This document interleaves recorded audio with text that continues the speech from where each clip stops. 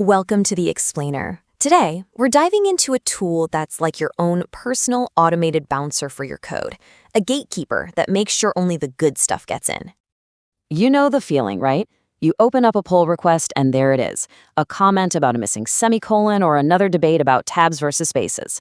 Or, that sinking feeling when you realize you just committed a file with a giant to-do message still in it. It's just tedious and it slows everybody down. Well, there's a really elegant way to stop all that noise before it even starts. So, let's get into it. Git pre-commit hooks. So what is this thing exactly? Put simply, a pre-commit hook is just a script, but it's a script that Git runs for you right before it actually creates a commit. Think of it like a final quality check, right? It's your last chance to catch mistakes and enforce standards before they ever get written into your project's history. And the things you can do with them? Oh, the possibilities are pretty much endless. You can automatically format your code, run a quick sanity check with some tests, or, and this is a big one, scan for secrets to make sure nobody ever accidentally commits an API key again. It can even auto-fix little formatting issues on the fly for you. So here's the real kicker. It all happens automatically. You're enforcing standards across your entire team without having to rely on somebody's memory or these long, drawn-out manual checks during code review. It just works. Okay, all this automation sounds fantastic, but how does it actually work under the hood? Let's kind of pull back the curtain and look at how you'd set one of these up manually. So inside every single Git repository you have, there's that hidden .git directory. And if you peek inside there, you'll find a folder called hooks. This is where all the magic lives. Git even puts a bunch of sample scripts in there for you to check out. Believe it or not, setting one up yourself is a pretty simple three-step process. First, you just create a file called pre-commit, no extension or anything, right inside that hooks folder. Second, you write your script. And third, and this is the step everyone forgets, you have to make that file executable. That's how you tell your computer, hey, this isn't just a text file, it's a program that Git has permission to run. So check out this quick example. This little script uses git grep to just search for the word to do in your files. If it finds it, it prints an error, and here's the key, it exits with a status of 1.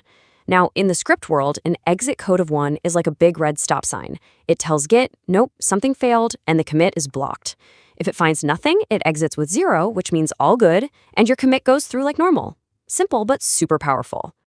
All right, so the manual way is awesome for understanding the nuts and bolts, but it has one massive, and I mean deal-breaking flaw when you're trying to work with a team. And this is the part you really need to get. That .git directory, where your beautiful new hook lives, it's not version controlled. It never gets pushed or pulled from the remote repository. That means your script stays on your machine and your machine alone. So picture this. A new developer joins your team. They clone the repository, and they get all the code, but they don't get any of the hooks. This totally defeats the whole purpose, right? You can't have a consistent, automated standard if it only works for one person.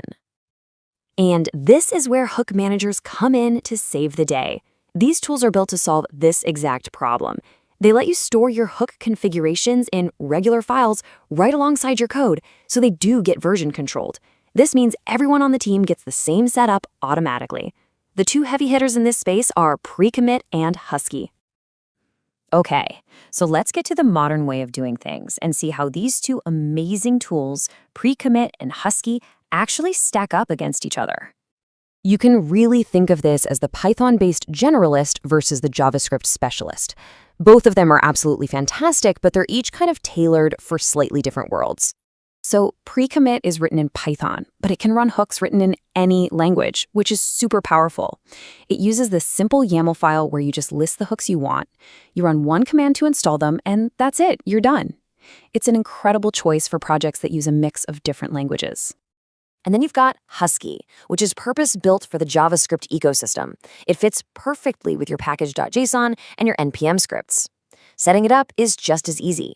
You install it, and then you just add a command, like, say, npm test, to run before every commit. Okay, this table really tells the whole story. Just look at the rows for shared with team and auto-install on clone. See that big red X for the manual hook? But pre-commit and Husky, they get green check marks all the way. That's the game changer. That's why you use a framework. All right, we've covered the what, the how, and the why. So let's just boil it all down to the one single thing you absolutely need to remember from all this. It's really this simple. Pre-commit hooks are your automated first line of defense. They're what keeps your code clean and consistent. And with modern tools like Pre-commit and Husky, it is just ridiculously easy to share that defense across your entire team. So we end with this question, because really, it's the whole point.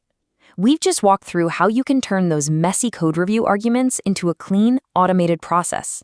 You've got the tools now, so the only real question left is, what's the first tedious task you're going to automate away?